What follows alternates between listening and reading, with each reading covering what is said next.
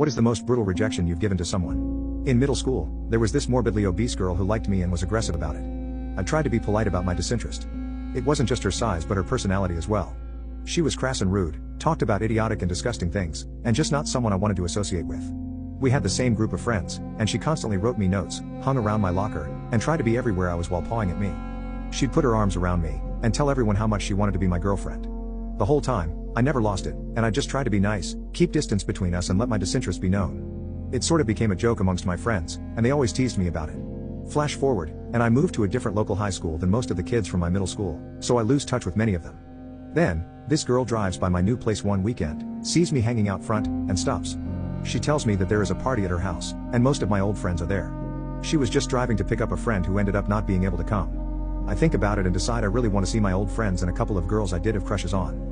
So I jump in her truck and go with her as I didn't have a car yet. When we get there, no one else was there. She keeps telling me they are coming as the party is supposed to start later, and I am just very early. It was mid-afternoon, so it was kinda believable. Her parents were gone, and she kept trying to give me more and more alcohol while becoming more and more aggressive. She would sit next to me and start touching me inappropriately. I would politely move, and she would then try to sit on me. No matter where I moved, she was on top of me, and she was a little drunk, making her that much braver and more inappropriate.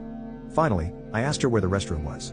I went in, locked the door, climbed out the window, and walked home. As I climbed out the window, she was knocking on the door asking me to hurry because she had a surprise for me. To this day, I shudder to think what it was. I sprinted the first several blocks and then wound my way through odd streets, afraid she would show up in her truck.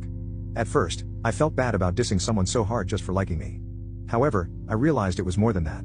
I didn't see her for years after that until one night I was in a club. The waitress kept bringing me drinks from someone but would not say who. They were drinks with names like The Climax and Intimacy on the Beach. I knew the names because the waitress made a note of the name of the drink when she dropped them off. The hint was very clear, albeit very forward. I scoured the place hoping to get a clue who was flirting with me, to no avail. Finally, after no one revealed themselves, I figured it was just some shy girl being bold with her flirtations or a joke of some kind. So I got ready to leave. And then she showed up, looking and acting the same, and said it was her. She told me she wanted me to go home with her. I made excuses at first, but when she wouldn't take no for an answer, I finally snapped. You know the saying, the worst they could say is no? I was on a mission to prove that wrong. I told her she was the most abysmal abomination I've ever seen in my life and that she was a creep. I told her I'd rather someone slowly rip each of my nails off than be continuously harassed by the likes of her. After that I reminded her that my answer was no, and to leave me the hell alone. Then I left. I have never seen or heard from her since.